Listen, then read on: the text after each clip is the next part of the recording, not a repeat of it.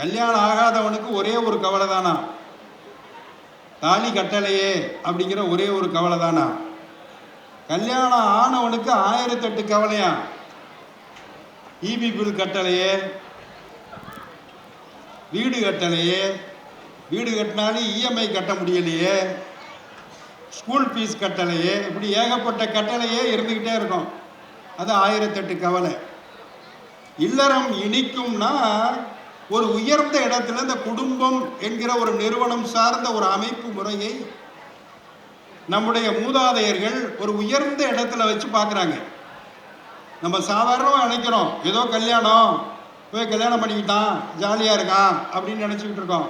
எனக்கு கல்யாணம் அப்படின்னு யோசிச்சு பார்க்காம கூட கொண்டாடிக்கிட்டு இருக்காங்க. இல்லை, இல்லறம் என்பது ஒரு உயர்ந்த இடத்திலே வைத்து மதிக்கக்கூடிய, மதிப்பிடப்படக்கூடிய ஒரு இடத்துல வைத்து எண்ணப்பட வேண்டியது என்று நம்முடைய ஆதி குரு முதல்வர்ங்கிற மாதிரி நம்முடைய ஆதி சிந்தனையாளர் தொல்காப்பியர் சொல்றார். அவர் தான் தமிழர்களுடைய ஆதி சிந்தனையாளர். தமிழ் இலக்கியங்கள் எல்லாம் தோன்றுவதற்கு முன்பாகவே இலக்கணம் கண்ட பெருந்தகையாளர் தொல்காப்பியர் சொல்லுகிறார், ஒரு கல்யாணம்னா, ஒரு திருமணம்னா, அல்லது ஒரு ஆணும் பெண்ணும் சேர்ந்து வாழுகிற வாழ்க்கை என்று சொன்னால் அது எப்படி நிகழும், அது எப்படி அமைக்கப்பட்டது என்று சொல்லும்போது, ஒன்றே வேறே என்றிரு பால்வையின். உலகத்தில் இருக்கக்கூடிய பால்கள் 2, ஆண்பால் பெண்பால், அவ்வளவுதான். ஒன்றே வேறே என்று இரு பால்வையின் ஒன்றி உயர்ந்த பாலது ஆணையின். அங்க ஒரு பாலை கொண்டு வந்து நிப்பாட்டுறார். அதுதான் கடவுள்னு சொல்லலாம், இயற்கைன்னு சொல்லலாம். இது ஒன்றி உயர்ந்த ஒரு பாலாக இருக்கிறது. அதுதான் கூட்டி வைக்கிறது. ஒத்த கிழவனும் கிழத்தியும் காண்ப.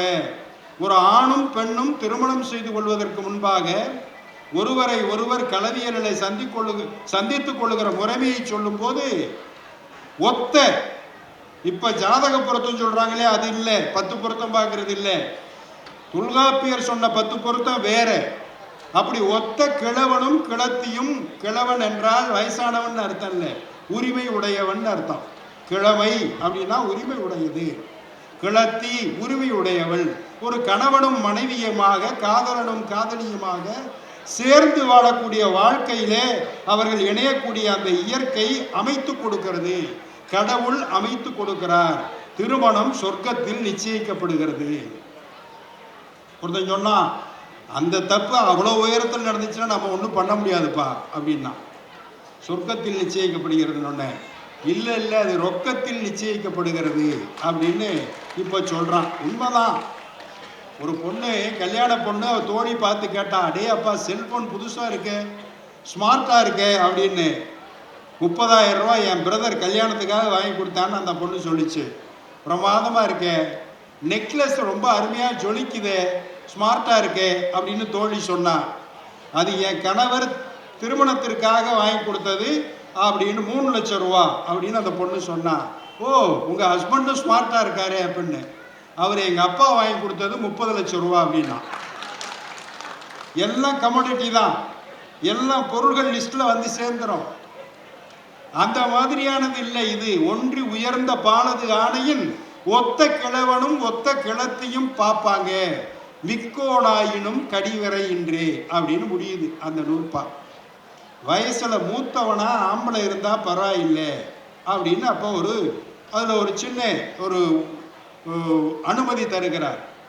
பரவாயில்லை, அவளை விட அவனுக்கு வயசு கூட இருந்தா பரவாயில்லைன்னு.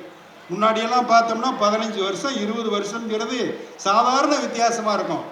கணவனுக்கு 25 வயசுனா 10 வயசு பொண்ணை கொண்டு வந்து கல்யாணம் பண்ணி வச்சுருவாங்க. 15 வயசு பொண்ணு பெரிய பொண்ணு ஆயிடுச்சுன்னா கல்யாணம் பண்ணி கொடுத்துருவான். 30 வயசு ஆளுக்கு 15 வருஷம் வித்தியாசம். இன்னைக்கு அப்படிலாம் இல்லை, 2 வருஷம் 3 வருஷம் வித்தியாசம் இருந்தால் பாரு, கொஞ்சம் கூட இருந்தாலும் பரவாயில்லை அப்படின்லாம் சொல்கிறோம். அப்போ பிக்கோனாயினும் கடிவரையின்றேன்னு சொல்லும்போது இப்படி ஒரு பொருத்தத்தை அமைத்து தொல்காப்பியர் சொல்லுகிறார். உயர்ந்த இடத்தில் வைத்து மதிப்பிடக்கூடிய ஒரு அமைப்பு முறை, ஒரு செயல்பாடு, அது இல்லறம் என்கிற ஒரு செயல். அதனால தான் யாயும் நியாயும் யாராகியரோ, எந்தையும் நுந்தையும் எம்முறை கேளீர். உங்களுக்கு கேட்ட திருக்க ஒரு பாட்டு தான் அது.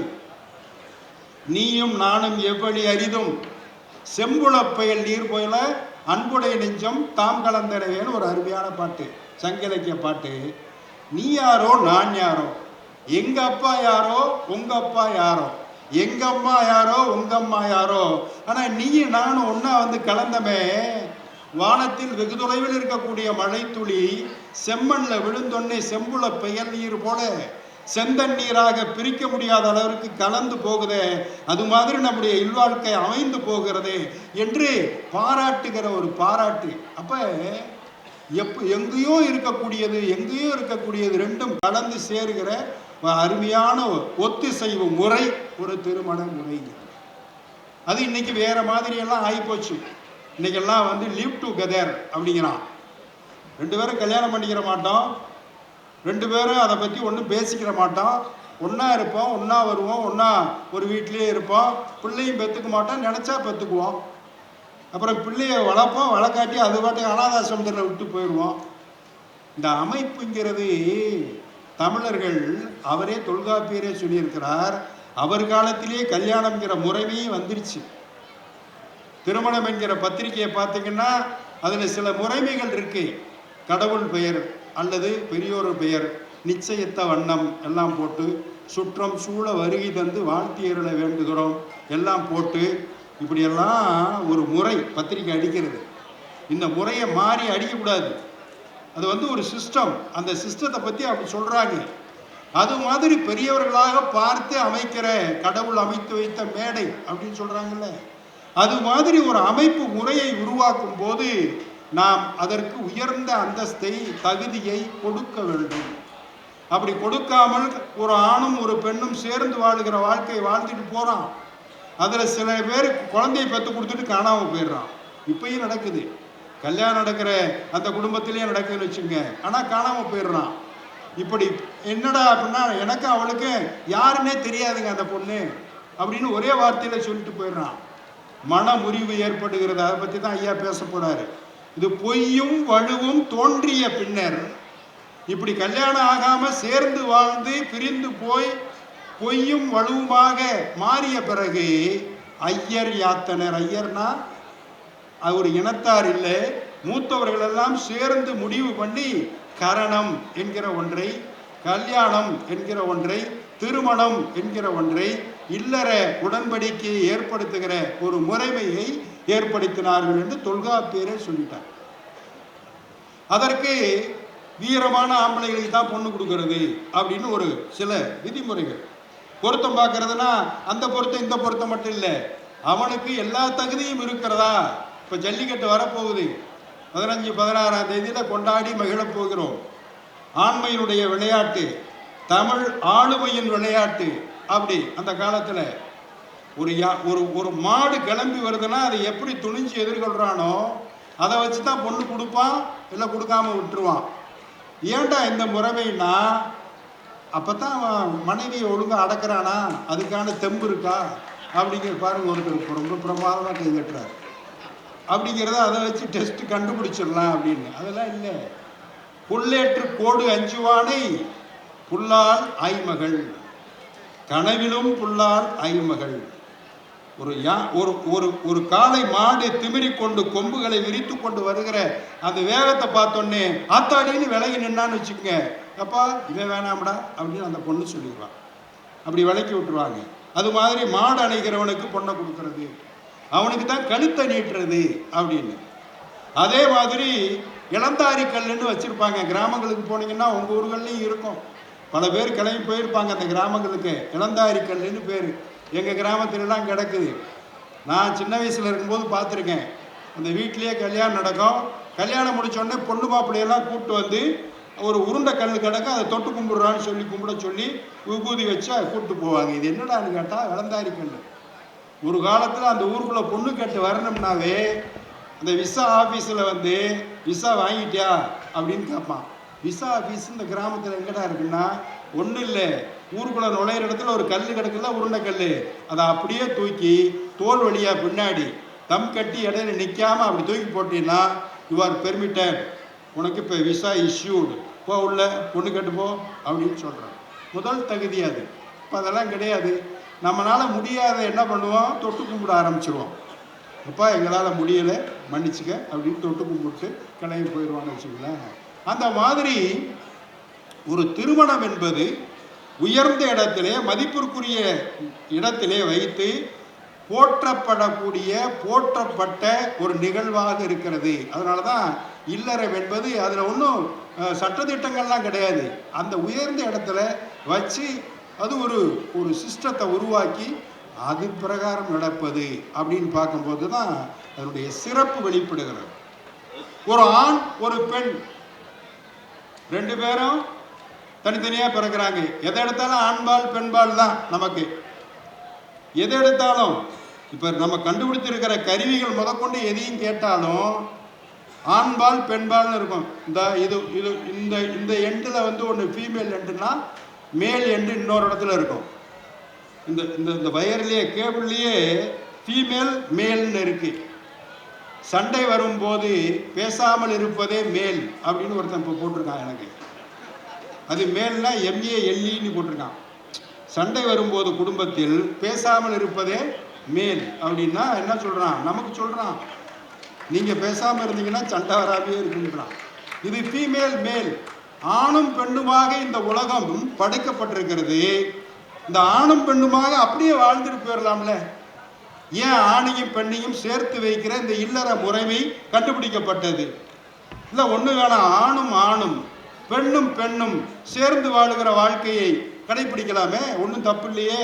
அப்படியும் சிலது இருக்குல்ல, இப்பயே இருக்குல்ல, அதுவும் இருக்குல்ல. ஆனால் அதெல்லாம் சும்மா ரொம்ப ரேர் ஆஃப் த ரேரஸ்ட் அப்படின்னு இருக்கு. அப்போ இந்த ஆணையும் பெண்ணையும் இணைத்து வைக்கிற ஒரு முறைமை இயற்கை, படைப்பு இயற்கை உருவாக்கிவிட்ட ஒரு தன்மை. படைப்பு இயற்கை இருக்கிறதே, படைக்கிற கடவுள் அல்லது இயற்கை இருக்கிறதே, அது ஒவ்வொருத்தரையும் உருவாக்கணும், படைக்கணும். முதல்ல ஆதியில் படைச்சி விட்டுட்டு இந்த ஆணும் பெண்ணும் சேர சேர நம்முடைய தொழிலை, நம்முடைய வேலையை இவர்களே பார்த்து கொள்வார்கள். அப்போ படைப்பதனால் என் பேர் இறைவன் ஒரு படைப்பாளி சொல்லும்போது இங்கே உட்கார்ந்திருக்கிற குழந்தை பெற்றுக்கொண்ட ஒவ்வொரு குடும்பஸ்தனும் தன்னுடைய பெயரை இறைவன் இறைவி என்று வைத்து கொள்ளலாம். அந்த பெருமை தாய்மையும் தந்தைமையும் கொண்டு வந்து தரும். அப்போ படைப்பு தொழிலை மேற்கொள்ள வேண்டும் என்பதற்காக அப்படி ஒரு பொண்ணு சொல்லிச்சு, நல்லா படிச்சிருக்கேன், நல்ல உத்தியோகத்துக்கு போயிட்டேன், லட்சக்கணக்கில் சம்பாதிக்கிறேன், நிம்மதியாக இருக்கேன், நான் ஏன் கல்யாணம் பண்ணிக்கிட்டு கஷ்டப்படணும் அப்படின்னு ஒரு சைக்கியாட்ரிஸ்ட்டை போய் கேட்டுச்சு. ரொம்ப அருமையான கேள்விமா. இப்போ எல்லாம் கரெக்டாக போகுதா? பிரமாதமாக போகுது, எந்த ப்ராப்ளமும் வரலையே? வரல. திடீர்னு ப்ராப்ளம் வரும். அப்போ வந்துச்சுன்னா அந்த ப்ராப்ளத்துக்கு நீ தான் பொறுப்புன்னு சொன்னால் ஏற்றுக்குவியா? நான் எப்படி ஏற்றுக்குவேன்? இப்படி காரணம் சொல்கிறதுக்குன்னு ஒரு புருஷன் வேணும் உனக்கு, அதுக்காக கல்யாணம் பண்ணிக்க அப்படின்னு அவன் சொல்கிறாரு. உண்மைதான், அப்படி நிலைமைகள் அப்படியெல்லாம் இருக்கும். திருமணம் என்பது ஒரு ஆணும் பெண்ணும் ஒரு பருவநிலை எய்த பிறகு ஒன்றாக சேர்ந்து அவர்கள் தனியாக குடியமர்த்தப்படுகிறார்கள். அது வரைக்கும் ஒரு ஆம்பளைன்னா அவன் விருதாவாக திர்றான்ப்பா, அவன் எதுக்கு லாயப்பட மாட்டான், அவன் போக்குக்கு திர்றான் அப்படின்னு. கல்யாணம் முடிஞ்சிடுச்சுன்னா ஏய் குடும்பஸ்தனியா, அவனுக்கு பொறுப்பு இருக்கு அப்படின்னு. கிராமங்களில் தலைக்கட்டுன்னு ஒன்று போடுவாங்க. கிராமத்தில் திருவிழா நடந்துச்சுன்னா தலைக்கட்டு வரி அப்படின்னு வசூல் பண்ணுவாங்க. ஒரு குடும்பத்துக்கு இவ்வளவு ரூபா கட்டணும்னு தலைக்கட்டு வரி. அந்த தலைக்கட்டு வரி யாருக்குன்னா திருமணம் செய்து கொண்டவர்களுக்கு மட்டும்தான் தலைக்கட்டுங்கிற பேர். அது திருமணம் செய்து கொள்ளவில்லை என்றால் அந்த இளைஞன் அந்த கணக்கிலேயே வரமாட்டான். அப்போ அது ஒரு அந்தஸ்து. திருமணம் செய்து கொள்பவனுக்கு ஒரு அந்தஸ்து யார் கொடுக்குறாங்கன்னா இந்த திருமணம் என்கிற இல்லறம் என்கிற பந்தம் கொண்டு வந்து கொடுக்கிறது. அதுக்கப்புறம் தான் பொண்ணே வந்து சமைச்சு பழகிறான். பொதுவாக ஒரு சங்க இலக்கியத்தில் ஒரு அருமையான காட்சி, ரொம்ப அருமையான காட்சி. அவள் வந்து மோர் குழம்பு வைக்கிறான். சங்க காலத்திலேயே மோர் குழம்பு இருக்கான்னு ஒருத்தர் கேட்டார் என்கிட்ட. ஏன்னா பால் இருந்துச்சு, மாடு இருந்துச்சு, மோர் இருந்துச்சு, தயிர் இருந்துச்சு, அப்புறம் மோர் குழம்பு மட்டும் இல்லாமல் இருக்குமா? நம்ம நினச்சிக்கிட்டு இருக்கோம் நான் தான் என் தலைமுறையில் முதல்ல படித்தேன், எங்கள் அப்பா படிக்கலை, எங்கள் தாத்தா படிக்கலை, எனக்கு முன்னாடி இருக்கிற தலைமுறை எல்லாத்துக்குமே அறிவு இல்லைன்னு சொல்லிகிட்டு இருக்கோம். நான் பேசுகிற சங்க இலக்கியம் என் தாத்தனுக்கு தாத்தனுக்கு தாத்தனுக்கு தாத்தனுக்கு தாத்தனுக்கு தாத்தனுக்கு தாத்தன் எழுதின சங்க இலக்கியம் அது. இன்னமும் அர்த்தம் புரிஞ்சுக்கிற முடியல, இன்னும் அதனுடைய தன்மையை புரிந்து கொள்ள முடியவில்லை. அவ்வளவு சிறப்பு வாய்ந்த படைப்பிலக்கியம் படைத்தவர்கள் நம்முடைய முன்னோர்கள். நம்ம என்ன சொல்கிறோம், நம்மளை விட முட்டாளாக இருந்திருக்கான் நமக்கு முன்னாடி இருந்தவன்லான்னு. தப்பு, அது நினைக்காதீங்க. ஒரு மோர் குழம்பு வைக்கிறான், கெட்டி தயிர், அந்த தயிரை பிசைகிறா கையில், முழி தயிர் பிசைந்த காந்தல் மெல்விரல். இந்த கவிதை எழுதுறவன் குசும்பு பாருங்க, அவன் தயிரை பிசைஞ்சு, கெட்டி தயிரை பிசைஞ்சு மோர் குழம்பு வச்சான்னு சொல்லிட்டு போக வேண்டியதானே. நீ என்ன கேமராவை கொண்டு போய் இவ கைக்குள்ள விடுற? தயிரை பிசையும் போது இப்படி விட்டு பார்த்து, அடாடாடா காந்தல் மலர் மாதிரி இருக்க இந்த கை, 5 விரலும். எத்தனை பேர் காந்தல் மலரை பார்த்துருக்கீங்க? பார்த்ததில்லை? கிராமங்களுக்கு போங்க, கண்ணுவெளி கிழங்குன்னு கண்ணுவெளி பூன்னு ஒரு செடி இப்போ பயிரிடுறாங்க. அது ஏதோ மருத்துவ குணம், அதுதான் காந்தல் மலர். 5 விரல் மாதிரியே சிவப்பாக இருக்கும். அந்த முடிதயிர் பிசைந்த காந்தல் மெல்வுரல் அவள் அப்படியே பிசைகிறா. அடுத்து குழம்பு வைக்கணும், கையில் புறம் தயிராக இருக்குது, பிசைஞ்சது மோராக இருக்குது. என்ன பண்ணுறதுன்னா, கழுவுறு கலிங்கம் கழாது உடி அப்படியே தொடச்சிக்குவான். அந்த கட்டியிருக்கிற சேலையிலேயே, அந்த துணியிலேயே, கலிங்கம்னா துணின்னு அர்த்தம், அதில் அப்படி தொடச்சிக்குவா, அப்படியே தொடச்சிக்குவா. நம்ம வீடுகளில் இந்த அட்டு துணின்னு இருக்கும். அட்டு துணினா அழுக்கு துணின்னு அர்த்தம் இல்லை, சமைப்பதற்கு பயன்படுகிற துணிக்கு பேர் அட்டு துணி. அடுதல்னா சமைத்தல்னு அர்த்தம். அட்டு துணி, கறி துணி கிடக்கும், அதை என்ன பண்ணுவோம், சட்டியை இறக்கிறதுக்கு, சோறை வடிக்கிறதுக்கு எல்லாத்துக்கும் பயன்படுத்துவோம். முகம் வேறுச்சுன்னா அப்படியே முகத்தை தொடச்சிக்குவோம், அது கரியாக இருக்கும். அப்படியெல்லாம் இருப்பாங்க பெண்கள். அது மாதிரி கழுவுறு கலிங்கம் கழாது உடியி, அதை கழட்டாம உடுத்திருக்கா. அப்படியே அதை தாளிக்கிறான். குவளை உண்கண், குவளை மலர் மாதிரி அவ கண் இருக்கு. புது பொண்ணு. இது என்ன காட்சி தெரியுங்களா? ஒவ்வொரு பெண்ணும் தலைவி என்று அழைக்கப்படுவார் சங்க இலக்கியத்தில். அவ தான் தலைவி. அந்த தலைவிக்கு ஒரு தோழி இருப்பான், அந்த தலைவிக்கு ஒரு தாய் இருப்பான். ஒரு தாய் இல்லை, 2 தாய் இருப்பான். ஒரு தாய்க்கு பேர் செவிலி தாய்னு பேர். அவள் தான் இந்த மாதிரி இடங்களுக்கெல்லாம் வருவா போவா, அவளை தேடி போவா, எல்லா விஷயமும் சொல்லுவா. செவிலி தாய், அது புற்சவர் மாதிரி. நற்றாய் அப்படின்னு ஒரு தாய் இருப்பா, அவள் வீட்டுக்குள்ளேயே இருப்பா. அவள் கௌரவ ஆகிட்டு தான் அப்படி ஓரமாக நின்றுட்டு போயிடுவா, அவ்வளோதான் நற்றாய். செவிலி தாய் தான் எல்லாத்தையும் பேசுவான். அப்படி இருப்பாங்க. இந்த செவிலித்தாய் திருமணமாகி நம்முடைய மக போயிருக்காளே புருஷன் வீட்டுக்கு, எப்படி குடும்பம் நடத்துறான்னு பார்க்க போனாங்க. அப்போ நடக்கிற காட்சி தான் சமையல் கட்டில் முடிதயிர் பிசைந்த காந்தல் மெல்லுரல் கழுவுறு கலிங்கம் கழாது உடியி அப்படி அட்டு பிடிச்சி போய் கிடக்கு. அது உடியி, அதை தாளிக்கிறான். அந்த தாளித புகை இருக்குல்ல, அது இவ குவளை உண்கண்ணில் அப்படியே கண்ணீரை வரவழைக்குது. அப்படியே இந்த பெண்கள்லாம் பெரும்பாலும் அதிகபட்சமாக சுடுதண்ணி தான் வச்சு பழகிருப்பாங்க பிறந்த வீட்டில். அதுக்கப்புறம் மிச்சம் பூரா அங்கே போய் பழகிக்கிறது தான். டெஸ்டிங் மோடெல்லாம் அங்கே தான் ஆன் ஆகும்.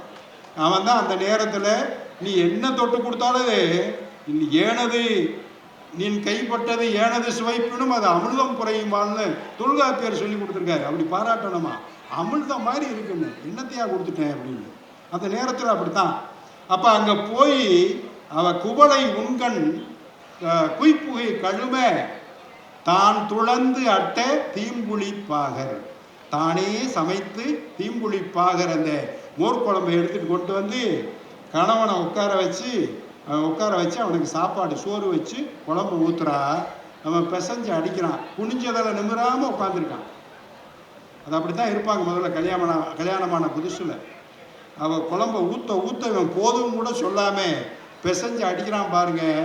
அப்போ அப்படி சாப்பிட்டோன்னு ஒரு சிரிப்பு அவன் முகத்திலிருந்து வருது. இவன் பார்க்குறா, தான் துளந்து அட்ட தீம்புளி பாகர் கணவன் மகிழ்தலின், அவன் சாப்பிட்ட கணவன் மகிழ்தலின் நுண்ணிதில் மகிழ்ந்தன்று ஒள்ளுதல் முகனே. ரொம்ப சந்தோஷமா நெற்றி வியர்வை மகிழ எப்படி சிரிச்சுக்கா பாருங்களேன். வாய் அப்படிலாம் கிடையாது, நுண்ணிதின் மகிழ்ந்தன்று ஒள்ளுதல் முகனே. ஒளி போயிருந்தி அந்த நெற்றியுடைய அவளுக்கு சிரிப்பு வந்துன்னு சொல்லும் போது ஒரு அருமையான காட்சி. ஒரு சமையல் காட்சி, கணவனும் மனைவியும் உண்கிற ஒரு காட்சி. இதை பார்க்கும்போது எல்லாருக்கும் ரொம்ப மகிழ்ச்சியாக இருக்கிறது. நம்ம மகள் வந்து கணவன் வீட்டில் ரொம்ப அழகாக இருக்கா, ரொம்ப மகிழ்ச்சியாக இருக்கா அப்படின்னு. ஒரு பொண்ணு அவங்க அம்மாவுக்கு ஃபோன் அடித்தான், இதே மாதிரி மோர் குழம்பு வைக்கணும்னு. அடித்து, அம்மா இந்த மோர் குழம்பு எப்படி வைக்கிறது எங்கள் வீட்டுக்காரர் கேட்குறாரு அப்படின்னு. ஐயா இந்த நேரத்தில் கேட்குறியே, ஏம்மா ஏதாவது இதுக்கு நேரம் இருக்கா 10:12 அப்படின்னு அவள் கேட்குறா. இல்லை நான் எந்த காலத்தில் சமயக்கட்டுக்கு போனேன், உங்கள் அப்பா தான் போவார், இன்றைக்கி அவர் எங்கள் வெளியே போயிருக்கார் கடை வீதி வரைக்கும், ஒரு அரை மணி நேரம் கழித்து அவரை ஃபோன் பண்ண சொல்கிறேன், அப்போ சொல்லுவார் எப்படி மோர் குழம்பு வைக்கிறது அப்படின்னு அம்மா சொன்னான். உடனே இவ கவுண்டர் கொடுத்தா பாருங்க, அம்மா மோர் குழம்பு நான் வைக்கிறதுக்காக கேட்கல, என் வீட்டுக்காரர் வைக்கிறதுக்காக கேட்டிருக்காரு, அப்பா வந்தால் டைரெக்டாக அவருக்கே ஃபோன் பண்ணி சொல்லிக்கிற சொல்லு, வரட்டுமா, முடிஞ்சு போச்சு. மோர் குழம்பு எப்படி வைக்கிறாங்க பாருங்க. தான் துளந்து அட்ட தீம்புழி பாகர் இனிதன கணவன் உண்டலின் நுண்ணிதின் மகிழ்ந்தன்று ஒன்றுதல் முகனே. இந்த மாதிரி கணவன் மனைவி எல்லாம் ஒன்றா உட்கார்ந்து சாப்பிடுகிற ஒரு அழகு, அந்த காட்சி, இதெல்லாம் எதுக்காக நம்ம சங்க இலக்கியம் சொல்லுதுன்னா, உட்காந்து சாப்பிடும் போது இப்படியெல்லாம் உட்காந்து சாப்பிடணும் எல்லாம். அப்போ தான் என்ன இருந்தாலும் சூடாக சமைச்சு கொடுக்கும்போது அவர்கள் மகிழ்வதும் இவர் மகிழ்வதும் இதை பார்த்து மகிழ்வது எல்லாம் சிறப்பாக இருக்கும், சிறப்பாக அமையும். அப்படி அந்த மாதிரி அமைப்பை பார்க்கும்போது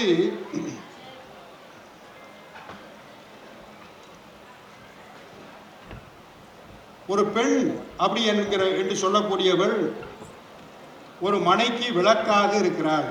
மங்களம் என்ப மனை மாட்சி மற்றதன் நன்கலம் நன்மக்கட்பேறு என்று திருவள்ளுவர் சொல்வார். மங்களமான ஒரு விஷயம் என்று சொன்னால் அது மனைமாட்சி தான், மனைவி பெண் இருக்கிற இது. இதில் என்ன சிறப்பு அப்படின்னு கேட்டிங்கன்னா, மனைவி என்பவள் அல்லது பெண் என்பவள் கணவன் வீட்டுக்காகவே புகுந்த வீட்டுக்காகவே வளர்க்கப்படுகிறாள். அவள் பிறந்த வீட்டுக்காக வளர்க்கப்படுறதே இல்லை. அது நம்ம ரொம்ப கவனமாக வச்சுக்கிறணும். அவள் புகுந்த வீட்டில் தான் வளர்வதற்காக வளர்க்கப்படுகிறாள். அதனால தான் கவனமாக வளர்க்கப்படுகிறாள். அதை செய்யணும் இதை செய்யணும், போன இடத்துல அப்படி இருக்கக்கூடாது இப்படி இருக்கக்கூடாது, இப்படி சொல்லி சொல்லி சொல்லி சொல்லி சொல்லி அவங்கள வளர்த்துக்கிட்டு இருப்போம் பெண்களை.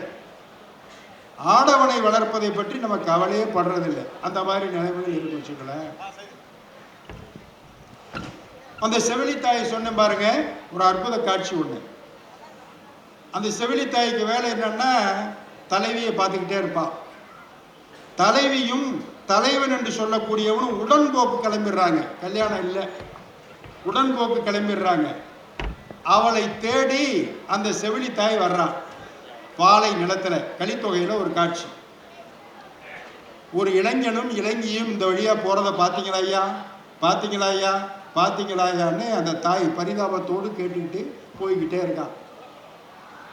அதுல சில துறவியர், ஏம்மா நில்லுமா, யாரு கூட போறா, கட்டிக்க போறவங்க கூட தானே போறா, விட்டுரு அப்படின்னு சொல்றாங்க. எங்க 2000 வருஷத்துக்கு முன்னாடி அவன் கூட போறதுக்குன்னு பிறந்தவ, அவ்வளவுதான். அப்படிதான் சந்தனம் இருக்கே, சந்தன மரம் எங்க வளருது? சந்தன மரம் எங்க வளருது? மலையில வளருது. பலவுரு நறுஞ்சாந்தம் அணிபவர்க்கு அல்லது படுப்பவர்க்கு அல்லது சார்ந்திருக்கே சந்தனம், அது பலவுரு நெருஞ்சாந்தம் படுப்பவர்க்கு அல்லது மலையுடைய பிறப்பினும் மலைக்கு அவைதாம் என் செய்யும். மலையில பிறந்தா அங்கேயே மலையை சந்தனமா வாசனையை கிளப்பிக்கிட்டு இருக்க இல்லை.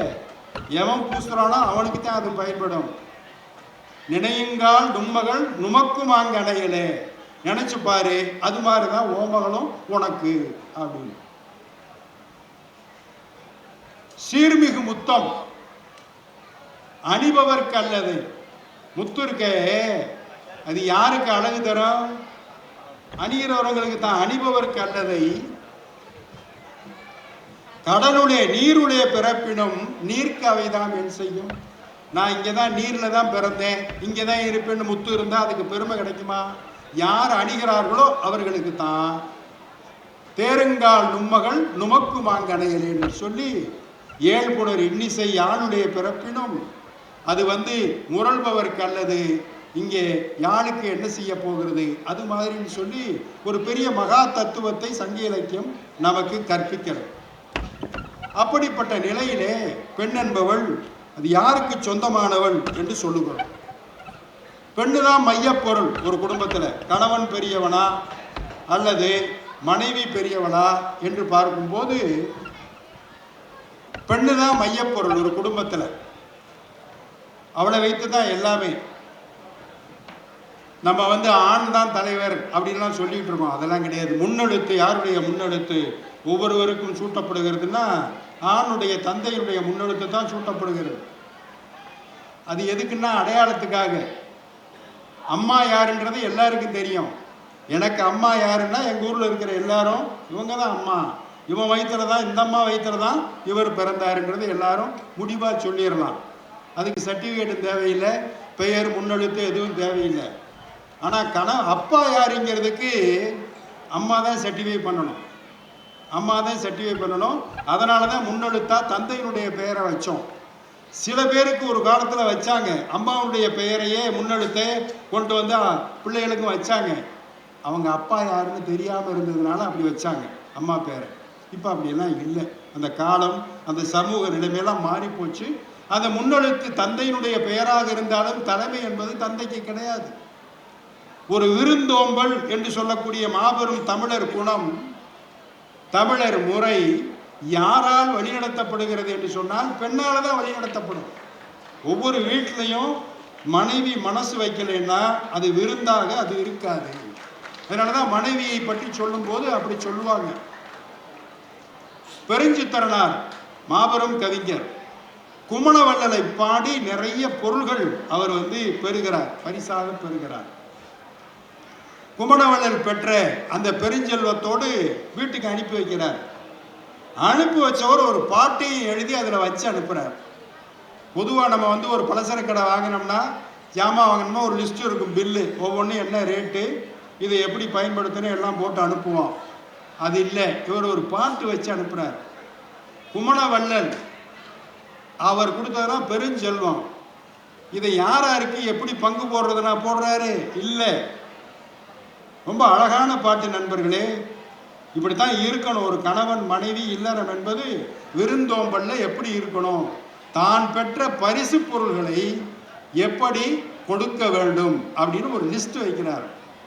நின்னயந்து உறைவர்க்கும், உன்னால் மதிக்கப்படக்கூடியவர்கள் என்று நீ நினைக்கக்கூடியவர்களுக்கும், நீ நயந்து உறைபவர்க்கும், நீ யாரை விரும்புகிறாயோ அவர்களுக்கும், உன்னை யார் விரும்புகிறார்களோ அவர்களுக்கும், நீ யாரை விரும்புகிறாயோ அவர்களுக்கும் அப்படின்னு ஒரு லிஸ்ட். இவங்க 2 பேரும் கொடுக்கலாமா? இரு. கடும்பின் கடும்பசி ஆள நின் குறு எதிர்ப்பை நல்கியோருக்கும். கடுமையான பசியில் இருந்தோம்ல, வறுமையில. அப்ப நம்முடைய எதிர்பார்ப்புகள் எல்லாம், நம்முடைய வறுமையெல்லாம் தீரும்படி யாரார் உதவினார்களோ அவர்களுக்கும். பன்மான் கற்பின் நின் கிளை முதல்வோருக்கும், உன்னுடைய சொந்தக்காரங்க யாரார் இருக்காங்களோ அவங்களுக்கு. இப்படி டிக் அடிச்சுட்டே வா, இவங்க பேர்களை போட்டு கடைசியா வர்றாரு. இன்னார்க்கு என்னாது, இவ்வளவு லிஸ்ட் போட்டியே, அதெல்லாம் அழிச்சிரு, இவங்க சொல்லாத, என்னோடும் சூழாது. அப்பப்போ போன் போட்டு, ஏங்க இந்த லிஸ்ட்ல இந்த பேர் இருக்க, இந்த அவர் கேட்கிறாரு கொடுத்துடலாமா அப்படின்னு கேட்காத. இன்னார்க்கு என்னாது என்னோடும் சூழாது எல்லோருக்கும் கொடுமதி மனை கிளவோயே என்று சொல்லும் போது எவ்வளவு பரந்த தன்மை. திருந்துவேல் பழந்தூங்கு முதிரத்து திருந்துவேல் குமணன் நல்கிய வளனை எல்லோருக்கும் கொடு அப்படின்னு சொல்லும் போது, கண்ணகி கொடைக்கலக்காதையில சொல்லுகிறார், கணவனை பிரிந்திருக்கும் போது விருந்ததிர் கோடலை இழந்து நிற்கிற என்னை யார் தேற்றுவார்கள் என்று சொல்லுகிறார். அறவோர்க்கு அளித்தலும் அந்தனர் ஓம்பலும் துறவோர் எதிரலும் தொல்லோர் சிறப்பின் விருந்ததிர் கோடலும் இழந்த எண்ணெய்ன்னு சொல்லும் போது, பெண்கள் இல்லை என்றால் அந்த வீட்டில் விருந்து நடைபெறாது அப்படின்னு சொல்றாங்க. ஏன் ராமாயணத்திலேயே சிலப்பதிகாரத்தை போலவே ராமாயணத்திலே சீதை புலம்புவதாக, விருந்து எதிருற்ற காலை எண்ணுருமோ என விண்மும். சீதை அசோகவனத்தில் இருக்கும்போது யோசிக்கிறான், அங்க தனியா இருக்காரு ராமன், யாராவது விருந்தினர் வந்தா ஆண்கள் உபசரிக்க கூடாது என்கிறது முறைமை. மனைவி தான் எல்லாம் கொடுக்கணும். அப்ப அவங்க விருந்து உபசரிப்பு என்கிற ஒரு விஷயத்தை ரொம்ப அற்புதமாக பெண்ணை மையமிட்டு சொல்லுகிற அற்புத காட்சி இங்கே சொல்லுகிறது. அதனாலதான் திருவள்ளுவர் சொல்லுகிறார், இல்லது என் இல்லவள் மாண்பானாள். வீட்டில் இருக்கவ மாண்புக்குரியவளாக இருந்தால் வீட்டில் இல்லாத பொருள் எதுவுமே கிடையாது. எதுவுமே இல்லைன்னு சொல்லாத. இல்லது என் இல்லவள் மாண்பானாள், உள்ளது என் இல்லவள் மானாக்கடை. மனைவி சரியில்லைன்னா கோடி கோடியா நீ வச்சிருந்தாலும் ஒண்ணும் இல்லை வாங்கிட்ட, நீ வெறும் பைய அப்படின்னு. அப்ப மனைவி வீட்டிற்கு மாண்பு சேர்க்கக்கூடியவளாக. அதனாலதான் மாண்டையன் மனைவியோடு மக்களும் நிரம்பினர்னு பிசிராந்தையார் பாட்டு சொன்னார். அப்படி ஒரு ஒரு விருந்து நடக்க வேண்டும் என்று சொன்னாலும் அவள் சிறப்பாக கருதப்படக்கூடியவளாக இங்கே குறிப்பிடுகிறார்கள். இல்லற வாழ்க்கை என்பது அறத்தாற்றின் இல்வாழ்க்கையாற்றின் புறத்தாற்றின் போய் பெறுவது எவன் திருவள்ளுவர் சொல்வார். ஒழுங்கா குடும்பத்தில் இருந்து குடும்ப வாழ்க்கையை கவனிச்சுக்கிட்டாவே போதும்பா. நீ அங்கே போகிறேன் இங்கே போகிறேன், அந்த சாமியை பார்க்குறேன் இந்த சாமியை பார்க்குறேன், அந்த மலையில் ஏறுறேன் இந்த மலையில் ஏறேன், சாமியாரா போகிறேன் ஒன்றும் இல்லாமல் போகிறேன்னு எதுக்கும் போக வேணாம். உன் குடும்பத்தை ஒழுங்காவார். கணவன் மனைவி குழந்தைகள் வாழுகிற வாழ்க்கை இருக்குல்ல, அதை விட சிறந்த வாழ்க்கை புறத்தாற்றின் போய் பெறுவது எவன். எங்க ஏறினாலும் ஒன்றும் கிடைக்காது உனக்கு. வையத்துள் வாழ்வாங்கு வாழ்பவன் வானுரையும் தெய்வத்துள் வைக்கப்படுவான். சரியான கணவன் மனைவியாக உங்கள் குடும்ப வாழ்க்கை சரியாக இருந்துச்சுன்னா வேற கடவுள் வேற எங்கேயும் இல்லை. நீங்க இருக்கிறதா கடவுள், நீங்கள் தான் கடவுள், நீங்க இருக்கிற வீடு தான் கோயில். அவ்வளவுதான். வானுரையும் தெய்வத்துள் வைக்கப்படுவான். அதுக்கு என்ன, இந்த ரெண்டு பேரும் சேர்ந்து தனக்கான அவரவர் எச்சத்தால் காணப்படும். தக்கார் தகவலர் என்பது அவரவர் எச்சத்தால்னா, பலர் என்ன சொல்றாங்கன்னா எச்சம்னா தன்னுடைய வாரிசுன்னு சொல்றாங்க. அப்படியும் வச்சுக்கலாம். அவருடைய செயல்கள் அப்படி வச்சுக்கலாம். நான் சரியான ஆளாங்கிறது நான் பேசுறத வச்சு நான் செயல்படுகிற விதத்தை வைத்து முடிவு செய்யலாம். என்னுடைய பிள்ளைகளை வைத்து கூட முடிவுக்கு வரலாம். இந்த மழலை இருக்கிறதே குழந்தை பேரு என்பது ஒரு ஆராய்ச்சி. நான் மதுரையில் ஆராய்ச்சி பண்ணி கொண்டிருக்கும் போது மதுரை காமராசர் பல்கலைக்கழகத்தில் ஒரு ஃபைண்டிங் ஒருத்தர் கண்டுபிடிச்சார். ஒரு ஆராய்ச்சியில் ஒரு கண்டுபிடிப்பு உருவாக்கினார். என்ன கண்டுபிடிச்சார்னா, இந்த மனவிலக்கு டைவர்ஸ் என்பது பெரும்பாலான குடும்பங்கள்ல கல்யாணம் ஆகி 1 வருஷம் 2 வருஷத்துக்குள்ளதான் நடக்குது, அதுக்கப்புறம் நடக்கல அப்படின்னு கண்டுபிடிச்சாங்க. இந்த 1 வருஷம் 2 வருஷம் தாண்டி ஏன் நடக்கல அப்படின்னா, இந்த 1 வருஷம் 2 வருஷத்துக்குள்ள 1-2 பிள்ளை குட்டி வந்துடுது. அதுக்கப்புறம் அவன் டைவர்ஸை பற்றியே யோசிக்கிறதுக்கு அவனுக்கு நேரம் கிடைக்கல. இதை பாசிட்டிவாகவும் எடுத்துக்கலாம், நெகட்டிவாகவும் எடுத்துக்கலாம். நம்ம பாசிட்டிவாகவே எடுத்துக்கோமே. ஒரு குழந்தைய கையில் பெற்று வச்சுக்கிட்டிங்கன்னா உங்கள்கிட்ட இருக்கிற மன கஷ்டங்கள் மனக்குறைகள் எல்லாமே தீர்ந்து போகுங்க. எந்நேரமும் எந்திரங்களை வச்சுக்கிட்டு இப்படியே பார்த்துக்கிட்டு இருந்தோம்னா, இந்த மக்கள் மெய்தீண்டல் உடற்கின்பம் மற்றவர்தம் சொற்கேட்டல் இன்பம் செவிக்கின்னு ஒரு திருவள்ளுவர் ஒரு திருக்குறள் சொல்லியிருக்காரு. நம்ம பெத்த பிள்ளைகளை தூக்கி தோளில் வச்சு இடுப்பில் வச்சு கையில் அணைச்சிக்கிட்டு கொஞ்சம் தூரம் நடந்து காட்டுங்களேன், நடந்து பாருங்களேன். இப்பெல்லாம் மால்களில் பார்க்குறேன், அதுக்குன்னு ஒரு பைய தயாரிச்சிருக்கான். கங்காரு குட்டி மாதிரியே அங்கே ஒரு தொட்டி கட்டி அதுக்குள்ளே அது அப்படியே இப்படி பார்த்துக்கிட்டு வருது. இது இங்கிட்ட பார்த்துக்கிட்டு போகுது. அது தள்ளு வண்டி வேற, அது அங்கிட்டு பார்க்க இது இங்கிட்டு தள்ள, இப்படியே வண்டிகள் போய்கிட்டு இருக்கு. ட்ராலி வண்டி இந்த லக்கேஜ் கொண்டு போகிற மாதிரி பிள்ளைகளை கொண்டு போய்கிட்டு இருக்கான். இல்லை, தூக்கி இடுப்பில் உட்கார வைக்கிறேன். நீ நான் பெத்த தங்கறதான் இடுப்பில் உள்ள நந்தவனம்னு ஒரு கவிஞன் சொன்னான். இடுப்பில் வச்ச நந்தவனமாக அந்த பிள்ளைய தூக்கிட்டு போகணும். அது மெய் தீண்டணும். அது நம்ம மேலே ஒன்று கிடைக்கணும். அப்படி தூக்கி அப்படின்னும் போது சல்லுன்னு ஒரு ஒன்று கிடைக்கணும். அது மகிழ்ச்சியாக இருக்கும். மற்றவர்தம் சொற்கேட்டல் இன்பம் செவிக்குன்னா அப்படி பேசி பழகணும். அது இல்லையே. நீங்க எது பிறவியினுடைய பயன் அப்படின்னு ஒரு கவிஞர் எழுதியிருக்கார் புறநானூர்ல. அவர் யாருன்னா அறிவுடை நம்பின்னு ஒரு மன்னன், சாதாரண புலவன் இல்லை, ஒரு நாட்டுக்கு பாண்டிய நாட்டினுடைய அரசனாக இருக்கக்கூடியவன். ரொம்ப அழகான பாட்டு. இன்னைக்கெல்லாம் குழந்தை வளர்ப்புக்கு 1008 புஸ்தகம் வந்துடுச்சு. அதைப்படி இதைப்படி ஒரு பையன்லாம் 5 வயசுலேயே புஸ்தகம் படிச்சுக்கிட்டு இருக்கான், குழந்தை வளர்ப்பது எப்படின்னு. ஏன்டா 5 வயசுல படிக்கிறேன்னா என்னை ஒழுங்கா வளர்க்குறாங்களான்னு நான் பார்க்குறேன்னா. இப்படி படிக்கிறவனை என்ன பண்ணுவீங்க? அவனுக்கு உள்ளதான் தெரியும் அண்ணன் அடுத்த புஸ்தகம் என்ன படிப்பான் அப்படின்னு. அது இல்லை, படைப்பு பல படைத்து பலரோடு உண்ணும் உடைப்பெறும் செல்வராயினும். பெரிய கோடீஸ்வரன், அதிகாரத்தில் மிகச்சிறந்து விளங்கக்கூடியவன், அவன் ஒரு விருந்து வைக்கிறான். பெரிய டைனிங் டேபிள் போட்டு இந்த பக்கம் 150 பிரபுக்கள், இந்த பக்கம் 150 பிரபுக்களை உட்கார வச்சு பலவிதமான படையல்களை போட்டு, தலைவாழை இலைனா ஒருத்தன் தலை வச்சு படுக்கலாம், அவ்வளோ பெரிய இலையை போட்டு படைப்பு படபடைத்து பலரோடு உண்ணும் உடைப்பெறும் செல்வராயினும்.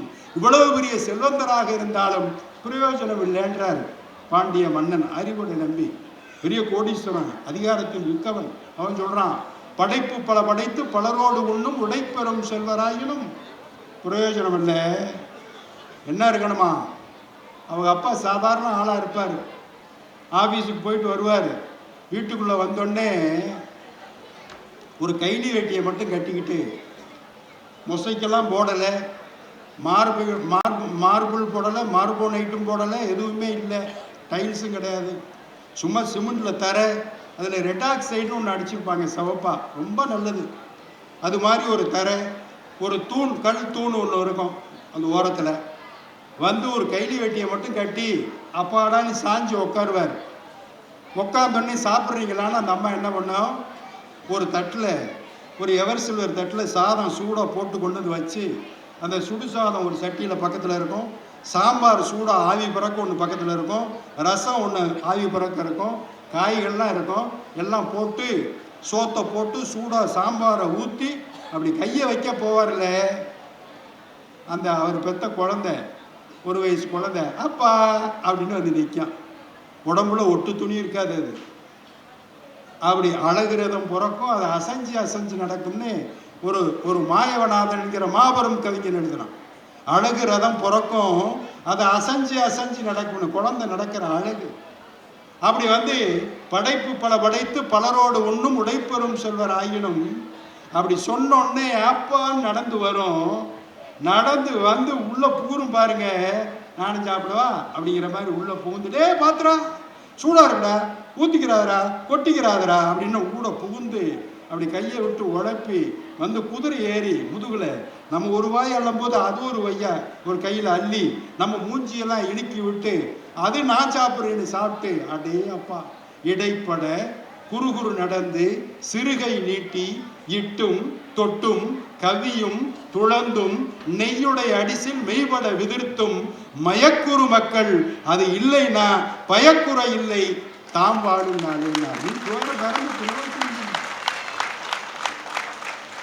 அப்படி ஒரு வாழ்க்கை வாழணும். அந்த குழந்தைக்கு நீ விட்ட, நான் விட்ட, அம்மா எல்லாம் சோறு விட்டுவாங்க பார்த்துருக்கீங்களா? ஒரு தட்டில் வச்சுக்கிட்டு நல்லா பருப்பு நெய்யெல்லாம் போட்டு அப்படி உருட்டி உருட்டி, சில தாயெல்லாம் வீட்டுக்குள்ளேயே 4 இட்லியை போட்டு ஊட்டி விட்டுருவா அவங்க அம்மாவுக்கு, அந்த குழந்தைக்கு அவங்க அம்மா ஊட்டி விட்டுருவா. நல்லா வகுறு தந்தி ஆயிரும். அப்புறம் தூக்கிட்டு வெளியே வருவா, அக்கா பிள்ளைக்கு சோறு ஊட்டலான்னு வந்து, ஏற்கனவே 4 உள்ளே போயிடுச்சு, சோறு ஊட்டலான்னு வந்தேன், வாய் சாப்பிடவே மாட்டேங்கிறான், என்ன எவ கண்ணு பட்டுச்சோ, அவனுக்கு சொல்கிறான் எவ கண்ணு பட்டுச்சோன்னு. அவன் நிற்க முடியாமல் நிற்கிறான், வகுறு 4 இட்லி உள்ளே போய் நிற்கிது. இங்கிட்டு திருப்பினா இப்படி போயிடுவான், இங்கிட்டு திருப்பினா இப்படி போயிடுவான், வகுரையை கூப்பிட்டு போயிடும்னு வச்சுக்கோங்க. அப்படி இல்லை, அந்த குழந்தையோடு குழந்தையாக அமர்ந்து ரசிக்கிற அந்த ரசனை வாழ்வு என்பது எத்தனை பேருக்கு வாய்த்திருக்கிறது? இல்லறம் இனிக்க வேண்டுமா? உங்கள் குழந்தையோடு ஒரு நாளைக்கு ஒரு மணி நேரமாவது செலவழிச்சு பாருங்களேன். எந்த கேட்ஜெட்டும் இல்லாமல் கையில் வச்சுக்கிட்டு, எந்த சோஷியல் மீடியாவும் இல்லாமல், எந்த ரைம்ஸும் இல்லாமல், கூட்டு மடியில் போட்டுக்கிட்டு சும்மா தடவி கொடுங்க போதுங்க, வேற ஒன்றும் வேணாங்க. பெத்த பிள்ளைய தடவி கொடுங்க, கோதி கொடுங்க, மகிழ்ச்சியாக பேசுங்க. நீங்கள் பேசுகிறது அதுக்கு புரியாது, அது பேசுகிறது உங்களுக்கு புரியாது, ஆனால் அந்த மகிழ்ச்சி வந்து எல்லாருக்கும் புரியும். அதுக்கு மொழி இல்லை, அர்த்தம் இல்லை, எதுவுமே கிடையாது. அதாவது இம்மை வாழ்வின் இசையோடு இன்னொரு அகநானூற்று காட்சி சொல்லுகிறேன். இம்மை உலகத்து இசையோடு விளங்கி, இந்த உலகத்தை புகழோட வாழணும்னா இம்மை உலகத்து இசையோடு விளங்கி, மறுமை உலகத்தும் மறுவின்றி எய்தணும்னா, அடுத்த பிறப்பும் அதே புகழோட வாழணும்னா என்ன செய்யணும் அப்படின்னு கேட்டா, செருணரும் விளையும் செயிர்தீர் காட்சி சிறுவரை பயந்த செம்மலோர் அவங்க மட்டும்தான் அடைவார்கள் சொல்லணும். நல்ல குழந்தைகளை பெற்றிருக்காங்கல்ல, எதிரிகள் கூட ஆசைப்படும் அளவுக்கு குழந்தையை பெற்றிருக்காங்கல்ல, அவங்க தான் இந்த உலகத்திலையும் இந்த பிறவியிலையும் மகிழ்ச்சியா இருப்பாங்க, அடுத்த பிறவியிலும் அந்த மகிழ்ச்சி தொடரும்னு அகநானூர்ல ஒரு பாட்டு. இது ஆரம்பம் தான், கிளைமேக்ஸ் இனிமேல் தான் இருக்கு. இது ஒரு பெரிய பாட்டு. இதை மனப்பாடம் பண்ண முயற்சி பண்ணேன். நான் இறையன்பு சார் இல்லை, அவர்னா போகிற போக்கில் அடித்து அப்படியே துவம்சம் பண்ணிட்டு போயிடுவார். நம்ம இல்லை, அதை எழுதி தான் கொண்டு வந்தேன். என்ன அகநானூற்று காட்சின்னா,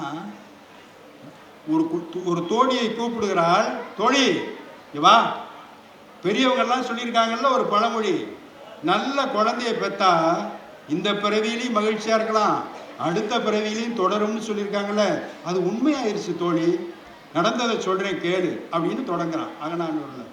அப்படி சொன்னோடனே இந்த ரெண்டு அந்த தோழிகள்லாம் வந்துடுவாளுங்க, சொல்லுக்கா அப்படின்னு பக்கத்தில் நிற்பாங்க. சொல்ல ஆரம்பிக்கிறான். ஒன்றும் இல்லை, எங்கள் வீட்டுக்காரர் இருக்காரு, அந்த காலத்தில் இன்னொரு வீட்டுக்கு போகிறது, இன்னொரு கல்யாணம் பண்ணிக்கிறது, இதெல்லாம் சர்வசாதாரணம்னு வச்சுக்கலாம். போன தலைமுறை வரைக்குமே 2 பொண்டாட்டி 3 பொண்டாட்டிலாம் சர்வசாதாரணம். என்னான்னு தெரியாமல் 8 பிள்ளை 10 பிள்ளை, ஒவ்வொரு மனைவிக்குமே 8 10 பெற்றவன்லாம் நான் பார்த்துருக்கேன். நானே எங்கள் வீட்டில் 8வது பிள்ளை, எங்கள் அம்மா 2வது தாரம். அதுதான் முக்கியமானது. இப்படியெல்லாம் கதை இருக்குன்னு வச்சுக்கோங்க. எங்க தெருவிலேயே கடைசியா ஒருத்தி இருக்கா, அவனோட கல்யாணம் பண்றதுக்கு முடிவு பண்ணிட்டான் எங்க ஆளு. அவன் எங்க இருந்து வர்றான், இந்த வீட்டுல இவ இருக்கா, குழந்தை இருக்கு, சின்ன குழந்தை. அவன் அங்க இருந்து தேர்ல வர்றான். அன்னைக்கு கல்யாணம் ஏற்பாடாயிருச்சு, அந்த தெருவழியா தான் போகணும், இவ வீட்டை கிராஸ் பண்ணி தான் அவ கடைசி வீட்டுக்கு போகணும். அந்த தேர் வந்துகிட்டு இருக்கு. அந்த தேரினுடைய ஓசை இருக்குல்ல, அந்த குதிரை குளம்படி ஓசையும், அந்த சக்கரத்தில் இருக்கக்கூடிய ஆரத்தில் இருக்கக்கூடிய மணி ஓசையும், ஒவ்வொரு வண்டிக்கும் ஒவ்வொரு விதமான ஓசை இருக்கும். என் பையன் இருக்கான சின்ன குழந்தை, அவனுக்கு அந்த ஓசை தெரியும். அப்பா வண்டி வருதுன்னு சொல்லிட்டு அவன் பாட்டுக்கு அம்மாட்ட சொல்லாமல் கட கட கட கடன்னு எந்திரிச்சு வந்துட்டான் வெளியே. இவர் ஐயா சந்தன கிந்தனம்லாம் பூசி அடுத்த கல்யாணத்துக்கு தயாரா மாப்பிள்ளை கோலத்தில் தேரில் ஜம்முன்னு போய்கிட்டு இருக்காரு. அப்படி போய்கிட்டு இருக்கும்போது இந்த குழந்தை வாசலில் நிற்குது. வெளியே வந்துருச்சு. வெளியே அப்படி நிற்கிறது, வேலியோரத்தில் நிற்கிது. நின்னொடனே பார்த்துட்டார் ஐயா. பார்த்தோன்னே, சாரதி கொஞ்சம் வண்டியை தாங்குமதி, கொஞ்சம் நிறுத்து அப்படின்னு செந்தமிழில் சொல்லிட்டு அவர் அந்த கம்பீரத்தோட புது மாப்பிள்ளை திறந்து இறங்குறார். இறங்குறோடனே அப்பா அப்படிங்கிறான். தூக்கி தோளில் போட்டு ஒரு கொஞ்சிட்டு போயிருப்பா, அம்மா கிட்ட போயிரு, அப்போ அந்த ஒரு வேலை இருக்கு முடிச்சுட்டு வந்துடுறேன் அப்படின்னு அழுகிறான். நீ வா வீட்டுக்குள்ள அப்படின்னு சொல்லி, அதுக்கு ஒன்றும் புரியலை, அழுகிறான். ஏன் பெரிய குபேரனுக்கு பிறந்தவனா இருப்பான் போல் இருக்க. திட்டுறதே அப்படித்தான், நல்லபடியா. அந்த காலத்தில் அப்படித்தான் திட்டுவான். சனியனை எரும மாடு இப்படித்தான் நம்ம திட்டுறோம். இல்லை, சங்கைகளுக்கு திட்டுருக்கான், மாநிதி கிழவன் போடும் அப்படின்னு. பெரிய குபேரன் போல் இருக்கு, விட மாட்டேங்கிறானே பிடிவாதமா அப்படின்னு சொல்லி அவனை அப்படியே அரவணைச்சு வீட்டுக்குள்ளே வரப்போகிறான். இவனுக்கு எல்லா விவரமும் தெரியும். அது மட்டும் இல்லை, இவன் வந்துக்கிட்டு இருக்கும்போது அந்த கடைசி வீட்டில் மங்கள மேளம் முழங்கிக்கிட்டு இருக்குல்ல, நாதஸ்வரம் முழங்கிக்கிட்டு இருக்குல்ல, அதோட ஓசை அப்படியே தென்றல் காட்டு மாதிரி இந்த வீட்டுக்குள்ளே வருது. இவனை கூப்பிடுது, வா வா அங்கே ரெடியாக இருக்கா அவ, கல்யாணத்துக்கு வான அந்த மங்கள ஓசை இவனை கூப்பிடுது. மெலிதாக கசிந்து இந்த வீட்டு வரைக்கும் வந்துக்கிட்டு இருக்கு. இவனுக்கு தெரியும் இன்னொரு கல்யாணத்துக்காக போய்கிட்டு இருக்கான்னு, கல்யாணம் பண்ணிக்கிறதுக்காக, ஒரு சக்கரத்துக்காக போய்கிட்டு இருக்கான்னு தெரியும் இவனுக்கு. வீட்டுக்குள்ளே தூக்கிட்டு வந்துட்டான், இறக்கி விடுறான். இவனுக்குன்னா கோபம். யார் மேலே கோபம்? அவன் மேலே கோபம். ஒரு குச்சி எடுத்து இவனை அடிக்க போகிறான். ஏண்டா அவர் பாட்டுக்கு போய்கிட்டு இருக்கவரை ஏன்டா அப்படி கூப்பிட்டு வந்த வீட்டுக்குள்ளே, அவர் வேலையை அவரை பார்க்க விடுறா அப்படின்னு அடிக்க குச்சி எடுத்து அப்படி ஓங்கினாலாம். அடிக்காத, அவன் என்ன இப்போ தப்பு பண்ணான், நான் தான் தப்பு பண்ணேன், நான் அங்கே போகலை, நான் இங்கேயே இருந்துடுறேன் அப்படின்னு. அப்பொழுது அந்த பெற்ற குழந்தையினாலே 200 திருமணம் செய்வதை தவிர்த்து அந்த தலைவன் அந்த வீட்டிலேயே தங்கிவிட்டான் என்று சொல்லும்போது, இந்த உலகத்தின் புகழ் அடுத்த பிறவியிலும் தொடரும் என்பது பெரிய அது பழமொழி என்பது அது தேவையில்லாது. அதுக்கு அடுத்தது இங்கே நடந்து போச்சே. என்னுடைய வாழ்க்கை நண்பர்களே, சில ஒழுங்கு முறைகள் ஒரு காலத்தில் ஒரு மாதிரி இருந்திருக்கலாம். அந்த காலத்தில் பரத்தையர் ஒழுக்கம் என்பது தலைவர்கள் செய்வாங்க. இன்னொரு வீட்டுக்கு போகிறது, பரத்தையர் மேல் காதல் கொள்வது என்பது இருக்கத்தான் செய்யும். சில இடங்களில் பெண்கள் கணவனை கண்ட வேலைக்கு திட்டுவாங்க. இப்போ கூட திட்டுறாங்க. திட்டாத பெண்கள் இருந்தால் நான் இப்போ அவங்ககிட்ட வேண்டி விரும்பி கேட்டுக்கிறதெல்லாம் வீட்டில் திட்டுங்க, கணவர்களை திட்டுங்க, அப்பப்போ திட்டுங்க, நல்லா மனசு விட்டு திட்டுங்க. பாராட்டுறதை விட திட்டுறது நல்லது. அது செய்வாங்க. அப்போ தான் அவர் அங்கே தான் இருக்காரா, சும்மா சொல்லுங்க, அதனால் என்ன பண்ணுறது, அவரை வச்சுக்கிட்டு சொல்லாதீங்கன்றாங்க. தனியாக நடத்துங்க, நாங்கள் எப்படி திட்டலாம் கூட சொல்லி கொடுங்க அப்படின்றாங்க. அது தனியாக கூட ஒரு வகுப்புக்கு ஏற்பாடு பண்ணலாம். பெண்களுக்கு இயல்பாகவே ஒரு குணம் இருக்கிறது. அது தொல்காப்பியர் சொன்ன குணம். தலைவிக்கு எப்பொழுதெல்லாம் கூற்று நிகழும்னு ஒரு பட்டியல் சொல்லும்போது பெண்கள் என்ன செய்வாங்கன்னா, எப்பவுமே தன்னுடைய அன்புதான் கணவன் மனைவி மீதும் மனைவி கணவன் மீதும் கொண்டிருக்கிற அந்த அன்பு நிலை, அதை பார்க்கும்போது தன்னுடைய அன்புதான் உயர்ந்தது அப்படின்னு தராசில் வச்சு எடை பார்ப்பாங்களாம். கணவனுடைய அன்பு என்பது கொஞ்சம் தாழ்ந்தது, நம்ம தான் உயர்ந்த அன்பு உடையவர்கள், நம்ம தான் உண்மையாகவே நேசிச்சுக்கிட்டு இருக்கோம் கணவனை, அந்த ஆள் அப்படி இல்லை அப்படின்னு தான் நினைப்பாங்களாம். இதுக்கு பேர் என்னன்னா தன்மையின் உரிமையும் அவன்மையின் பரத்தையும். அவனுடைய அன்பு என்பது பரத்தமை ஒழுக்கத்தோடு தொடர்புடையது. அப்படி பரவலாக பார்ப்பான், மேம்போக்கா அன்புன்னுவான், அவ்வளவுதான். ஏமாத்து வேலை. நம்ம தான் முழுக்க இதைத்தான் கவிப்பேரரசு வைரமுத்து எழுதினாரு. விழியில் விழுந்து இதயம் நுழைந்துன்ற பாட்டில், எனக்கு மட்டும் சொந்தம் உனது இதழ் கொடுக்கும் முத்தம், உனக்கு மட்டும் கேட்கும் எனது உயிர் உருகும் சத்தம் அப்படின்னு சொன்னார். இதில் என்ன வித்தியாசம்னா, டேய் காதலா, தலைவா, புருஷா, நீ எனக்காக கொடுக்கறதெல்லாம் வெறும் இதழ் முத்தம், அது உடலோடு மட்டும் தொடர்புடையது. ஆனால் நான் உனக்காக செய்வதெல்லாம் உயிரை உருக்கி கொண்டிருக்கிறேன், அது உயிர் உருக்குகிற சத்தமாக இருக்கிறது. உடலை தாண்டிய உன்னதமான உயிரிலை சார்ந்தது என்னுடைய அன்பு அப்படின்னு அந்த இடத்துல கொண்டு வந்து நிப்பாட்டாங்க. இப்படியெல்லாம் யோசிக்கலாமான்னு ஒரு நாள் வைரமுத்தி அவன்கிட்ட கேட்டார். இப்படி தயா யோசிப்போம், நாங்கள் என்ன பண்ணுறது போங்க அப்படின்ற மாதிரி நம்ம சொன்னோம்னு வச்சுங்களேன். அந்த மாதிரி தன்மையின் உரிமையும் அவன்மையின் பரத்தையும் என்கிற சிந்தனை ஒரு 5000 வருஷமாகவே நம்மகிட்ட இருக்கு. அதனால அவருக்கு ஒன்றுமே தெரியாதுன்னு அவங்க சொன்னாங்கன்னா நம்ம கோவிக்கக்கூடாது. ஆண்கள் கோவிக்கக்கூடாது. அந்த மாதிரி நிலைமைகளில் நம்ம என்ன பண்ணணும்னா, நீ சொல்கிறது முற்றிலும் உண்மை, ஏற்றுக்கொள்கிறேன் அப்படின்னு சொல்லிட்டு வந்துட வேண்டியதான். இப்போ சண்டை வந்துக்கிட்டே தான் இருக்குது வீட்டில். பொதுவாக சண்டை வந்துக்கிட்டே இருக்குன்னா இந்த சண்டையை எப்படி சமாதானம் பண்ணுறது? ஒருத்தர் சொன்னார், எங்கள் வீட்டிலலாம் சண்டை வந்தாலும் நான் சொல்கிற வேர்டு தான் கடைசி ஃபைனல் வேர்டு அப்படின்னா. அப்படியா? எப்படி அது? அதுன்னுவோம் இதுன்னுவோம் அதுன்னுவோம் ஆர்கியூமெண்ட் போய்கிட்டே இருக்கும். கடைசியில் நான் முடிப்பேன், நான் சொல்கிறதான் ஃபைனல் வேர்டு. அம்மா நீ என்ன சொல்கிறியோ அதுதான் ரைட்டு, 100க்கு 100 சரின்னு சொல்லுவேன். சரின்ட்டு அவ்வளோ போயிடுவோம். இதை விட சிறந்த வாழ்க்கை என்பது இல்லையே. இதை கற்றுக்கிறணும். இதை நான் கற்றுத்தரல. சிவபெருமான் மேலே எத்தனை பேருக்கு ஈடுபாடு இருக்கோ அவங்கெல்லாம் கொஞ்சம் கை தூக்குங்க. நான் வைணவரெல்லாம் சொல்லாதீங்க, சிவபெருமான் அப்படிங்கிறவர் இந்த பாருங்களேன், யோசிச்செல்லாம் கை தூக்குறாங்க. அவர் பார்த்துக்கிட்டு தான் இருக்கார், நின்றுட்டு தான் இருக்கார். அவரை சாட்சியமாக வச்சு உங்களுக்கு ஒரு லௌகீக உண்மையை உங்களிடத்துல சொல்லி விடைபெற்று கொள்ளலாம் அப்படின்னு இருக்கேன். குடும்பத்தை மகிழ்ச்சியாக வைத்துக் கொள்வதற்கு ஒரு எளிய வழி, நம்ம தமிழ் பாரம்பரிய வழியை ஊழலில் தோற்றோர் வென்றோரே அப்படிங்கிறது தான் கான்செப்ட். கணவனுக்கும் மனைவிக்கும் அப்பப்போ சண்டை வந்துக்கிட்டே இருக்கணும். உப்பமைந்தற்றால் புலைவின்னு திருவள்ளுவர் அதற்கு ஒரு லைசன்ஸும் கொடுத்துருக்காரு. குடும்பம்னு இருந்தால் டெய்லி சண்டை போடுங்க. எப்படி நீங்கள் வைக்கிற குழம்புலையும் சாதத்திலையும் உப்பு போடுறீங்களோ அந்த அளவுக்கு சண்டை போடுங்க. அளவுக்கு மீறி உப்பு போட்டிங்கன்னா சாப்பிட முடியுமா? அளவுக்கு மீறி சண்டை போட்டாலும் சாப்பிட முடியும். ஒரு அளவா. ஒருத்தன் மனைவி எப்போ பார்த்தா பொதுவாக பெண்கள் தான் கோவிச்சுக்கிட்டு ஊருக்கு போறீன்னு போவாங்க. இப்போல்லாம் அது போகிறதில்லை. ஏன்னா எந்தெந்த ஊரில் இருக்காங்கன்னு யாருக்கும் தெரியல. முன்னாடிலாம் கோவிச்சுக்கிட்டு பக்கத்து வீட்டில் அம்மா வீட்டுக்கு போவாங்க, திரும்பி வருவாங்க. இப்போ நம்ம போகிறோம்னு ஃபோன் பண்ணால் அந்த அம்மா அவங்க அம்மா வீட்டுக்கு போகிறாங்க. எத்தனை வயசில் கோவம் வரும்லாம் இப்போ வித்தியாசம் கிடையாது. கல்யாணம் ஆகி 2 வருஷம் 3 வருஷம் 60 வயசுக்கு மேலே இருக்கவங்களுக்கு நான் எங்கள் அம்மா வீட்டுக்கு போகிறேன்றாங்க. அந்த அம்மா 80 வயசில் நான் எங்கே போகிறதுன்னு தெரியாமல் உட்காந்துருக்கேன் அப்படின்னு அது சொல்லுது. இப்படி சண்டை விட்டுக்கிட்டு இருக்காங்க. அதெல்லாம் இல்லை. ஒருத்தன் எளிமையான உதாரணம் சொன்னான். அவன் மத்தியானம் 2 மணிக்கு சாப்பிட உட்காந்துருக்கான் பிள்ளை பசியோட.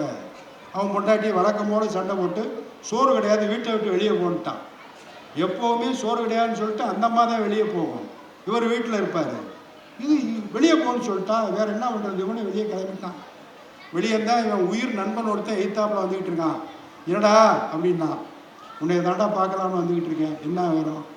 இந்த மாதிரி ஒரே சண்டைடா, சோறு போடாமல் வெளியே அனுப்பிச்சிட்டாங்க. இதுக்கு தாண்டா ஒரு அருமையான உத்தி இருக்குது, என்ன செய்யணும்? ஒரு பொண்டாட்டியோடு இருந்தால் இது பிரச்சனை தான். ரெண்டாவதாக ஒன்று கல்யாணம் பண்ணிட்டோம்னா ஒன்று வெளியே போச்சோன்னா இன்னொரு வீட்டுக்கு போயிடலாம். அந்த வீட்டில் சண்டை போட்டால் இந்த வீட்டுக்கு வந்துடலாம். நமக்கு பொழப்பு கண்டினியூட்டியாக நடந்துக்கிட்டு இருக்கோம், அவங்களுக்கு தான் பிரச்சனை கண்டினியூட்டி கட்டாயி போய்கிட்டு இருக்கோம் அப்படின்னு.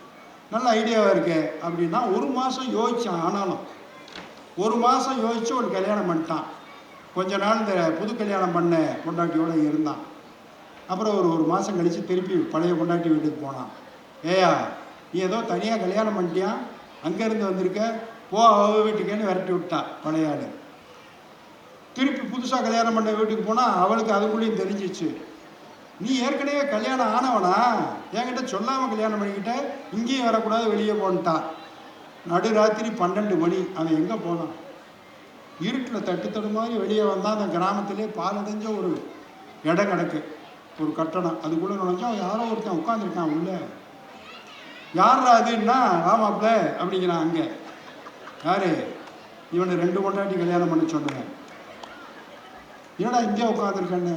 ஏடா என் கதையிலேயே 2 பொண்டாட்டி தானே, டெய்லி இது மாதிரி தனியாக வந்து உட்காந்துருக்கேன், எனக்கு துணைக்கு ஆள் வேணும்னு தான் ஒன்றே இந்த ஐடியா கொடுத்துருக்கேன். இப்படி வந்தாங்க என்ன வந்தாங்க, இப்படியெல்லாம் இருக்கும். சண்டைகள் சச்சரவுகள் உப்பமை தற்றால் பொழுது. 2 பேரும் சண்டை போடும்போது நான் தான் ஜெயிப்பேன்னு ஆணு நினைக்கக்கூடாது, பெண்ணு நினைக்கக்கூடாது. குறிப்பாக நான் ஆணாக இருக்கிறதுனால சொல்கிறேன், நான் தான் ஜெயிப்பேன்னு எந்த காலத்திலையும் நீங்கள் நினைக்காதீங்க, ஆண்கள் நினைக்காதீங்க. ஊழலில் யார் தோக்குறாங்களோ அது மட்டும் வித்தியாசமான கேம். ஜெயிக்கிறவன் தான் ஜெயிக்கிறான்னு இல்லை, அந்த ஊழலில் எவன் குடும்பத்தில் கணவன் மனைவி சண்டையில் எவன் தோக்குறானோ அவன் தான் ஜெயிக்கிறான். இதை நான் சொல்லல, தொல்காப்பியரே சொல்லி கொடுத்துருக்காரு. குடும்ப ரகசியம் இதெல்லாம். இது சிவபெருமான் இங்கே காத்துக்கிட்டு இருக்காரு, அந்த கதையை சொல்லி முடிக்கிறேன். மீனாட்சி அம்மை பிள்ளைத்தமிழ், அது எழுதினவர் யார் உங்களுக்கு தெரியும்? குமரகுருபரர். சரிங்களா? குமரகுருபரர் சுவாமி பெரிய கவிஞர், ஸ்ரீவைகுண்டத்தில் பிறந்தவர். மதுரை மீனாட்சி அம்மை பிள்ளைத்தமிழில் வருகை பருவம் பாடும்போது திருமல நாயக்கர் கழுத்தில் இருக்கிற மீனாட்சியை வந்து குழந்தையா வந்து திருமல நாயக்கர் கழுத்தில் இருக்கக்கூடிய அந்த முத்து மாலையை எடுத்து குமரகுருபரர் கழுத்தில் போட்டுட்டு போய் மறைஞ்ச அந்த அற்புதம். காசிக்கு போய் குமாரசாமி மடத்தை உருவாக்குவதற்கு சகலகலாவல்லி மாலை என்பதை ஒரு சரஸ்வதி படத்தை வச்சு சொல்லி இந்துஸ்தானி மொழியை கற்றுக்கொண்டு அங்கே இருக்கிற பாதுஷாட்டை பேசி குமாரசாமி மடத்திற்கு இடம் வாங்கி கொடுத்து இன்னைக்கும் தமிழர்கள் போனால் காசியிலே தங்குவதற்கு மடத்தை ஏற்படுத்தி தந்த பெருந்தகை குமரகுருபரர். இவர் எழுதுனது பேர் மீனாட்சி அம்மை பிள்ளைத்தமிழ். பிள்ளைத்தமிழ் இலக்கணம்ங்கிறது ஒவ்வொரு பருவமாக பாடிட்டு வர்றது. அது கடவுளை மீனாட்சி அம்மையை பாடுவது. அதில் ஊசர் பருவம்னு இருக்கு, ஊஞ்சல் ஆடுகிற பருவம். வளர்ந்து மீனாட்சி அம்பிகை பெரியவரான பிறகு ஊஞ்சல் ஆடுகிற பருவம். அவள் ஊஞ்சல் ஆடுறதுன்னா எப்படி இருக்கும்? ஊஞ்சலில் உட்காந்து 2 காலையும் அப்படி தூக்கி அப்படி போகணும், அப்படி வரணும். இந்த தள்ளி விடுற வேலை யார் செய்கிறா? லட்சுமி செய்கிறா, திருமகள் செய்கிறா, மலர்மகள் செய்கிறா. அப்படி தள்ளி விடுற வேலையை அப்படி போயிட்டு அந்த அம்மா அப்படி வருது, இப்படி போயிட்டு இப்படி வருது. மலர்மகள் தள்ளி விடுறா, பார்வதி மீனாட்சி தாய் ஊஞ்சல் ஆடிக்கிட்டு இருக்கா. இதுக்கிடையில குமரகுருபரருக்கு ஒரு குறும்பு வந்துருச்சு. அவர் என்ன பண்றாரு, இது என்ன காலில் மேலே பார்த்தா இந்த மேல் பாதத்தில் அப்படி போயிட்டு திரும்பி வரும்போது கால் இப்படித்தானே போயிட்டு வரும். இந்த மேல் பாதத்தில் பார்த்தோம்னா ஒரு கூன்பிறை போல ஒரு வடு இருக்கிறதே, ஒரு தழும்பு இருக்கிறதே, அது என்ன அப்படின்னு மலர்மகள் கேட்குறாளாம். ஒரு பிறை போல ஒரு தழும்பு இருக்கிறதே அப்படின்னு மலர்மகள் கேட்பதாக குமரகுருபரர் ஒரு செய்தியை நுழைக்கிறார். என்ன அது? ஓ, சிரிச்சுக்கிட்டாளாம் மலர்மகள். அது வலம்புரி சங்கு மாதிரி குறி போட்டதா அப்படின்னு அசதி ஆடினாள் அப்படின்னு ரொம்ப பூடகமாக சொல்லி முடிக்கிறான். அசதி ஆடுதல்னா பகடி செய்தல், கேலி செய்தல்னு பேர். இதில் உள்ளர்த்தம் என்ன தெரியுமா? வேற ஒன்றும் இல்லை. தினசரி மதுரை மீனாட்சி அம்மன் திருக்கோயிலுக்கு போனீங்கன்னா 9:30 மணிக்கு நட சாத்தும் போது அங்கே சாமியை என்ன பண்ணுவாங்க, அம்மன் சந்நிதியில் பள்ளி அறை இருக்கும். சிவன் சந்நிதியிலிருந்து சிவபெருமானை ஒரு சின்ன பல்லக்கில், குட்டி பல்லக்கில் ஏற்றி கொண்டு வந்து பள்ளி அறைகளை விட்டு கதவை சாத்திடுவாங்க. பூஜையெல்லாம் பண்ணி நாள்தோறும் நடக்கும். பள்ளி அறை தரிசனம் ரொம்ப அருமையாக இருக்கும். நான்லாம் பார்த்துருக்கேன். முடிஞ்சிடும். கதவை சாத்திட்டு வெளியே வந்துட்டா உள்ள சண்டை நாரி போகுமா தினசரி. யாருக்கு? மீனாட்சி அம்மனுக்கும் சிவபெருமானுக்கும். அங்கேயுமா அப்படின்னா எங்கேயுமே தான். நீ என்ன பண்ண, நீ என்ன பண்ணன்னு 2 பேரும் சண்டை. விடிய விடிய சண்டை நடக்குமா. கடைசியில் சமாதானமாக போயிடுவாங்க. விடிய போகுதுன்றதுக்காக. எப்படி சமாதானமாக போவாங்க? நான் பண்ணதெல்லாம் தப்பு தான் தாயி, என்னைய மன்னிச்சிரு மன்னிச்சிரு மன்னிச்சிருன்னு சொல்லி நெடுஞ்சாங்கடையாக சிவபெருமான் மீனாட்சியுடைய திருப்பாதங்களில் அப்படியே நெடுஞ்சாங்கடையாக விழுந்து எழுந்திருப்பாங்க. என்ன ஒன்றும் அதிர்ச்சியாக இருக்கு அவங்களுக்கு. அப்படி நாள்தோறும் விழுந்து எந்திரிக்கிறதுனால தான் அந்த கூன்பிறை, அவருடைய ஜடா மகடத்தில் இருக்க கூன்பிறை, அது அவ காலில் பட்டு பட்டு பட்டு இந்த இஸ்லாமிய நண்பர்கள் நமாஸ் பண்ணி பண்ணி இங்கே தழும்பு இருக்குல்ல, அது மாதிரி பார்வதியினுடைய 2 பாதங்களிலும் அந்த தழும்பு பட்டு பட்டு பட்டு அது கூன்பிறை பட்ட வடிவம் அப்படின்னு சொல்லி அவன் மலர்மகள் சொல்லி கேலி செய்து சிரிக்கிறான். இதிலிருந்து சொல்லப்படுகிற செய்தி, இதிலிருந்து நமக்கு தெரிய வருகிற செய்தி என்னென்றால், ஒரு காலம் வாய்த்தால், ஒரு வாய்ப்பு கிடைத்தால் இந்த மாதிரி செய்வதில் ஒன்றும் தப்பு இல்லை. அதில் அந்த அம்மாவுக்கு ரெட்டிப்பு மகிழ்ச்சியாம். சிவபெருமான் விழுகிறாருங்கிறது மட்டும் இல்லை, கூட அந்த ஒருத்தி இருக்காளே இந்த கங்கைங்கிறவ, அவளும் சேர்ந்து விழுகிறாளாம். இவர் தலையை விழுந்தோன்ன அக்காலத்து நீமா காலில் விழுகிற அப்படின்னு அந்த அம்மாவுக்கு மகிழ்ச்சியாம். இது என்னென்னா, வாழ்க்கையில் ஒருவருக்கொருவர் விட்டு கொடுத்து வாழுகிற வாழ்க்கை இருக்குல்ல, அந்த வாழ்க்கையில் யார் யாரிடம் மன்னிப்பு கேட்டு என்ன குறைந்து விட போகிறோம்? குடும்ப வாழ்க்கையில் இப்படி ஒருவருக்கொருவர் விட்டு கொடுத்து வாழுகிற வாழ்க்கையை தான் ஒருவர் திட்டுவதும், எதுவுமே இல்லாமல் வாங்க போங்கன்னு பேசியா வாழ்க்கை நடத்துவது சொல்லுங்கள்? கணவன் மனைவி, மனைவி எனக்கு என்னவோ இந்த காலத்து பிள்ளைகள்லாம் டேய் அப்படின்னு பேர் சொல்லி கூப்பிட்றது கூட சந்தோஷமாக தான் இருக்குது.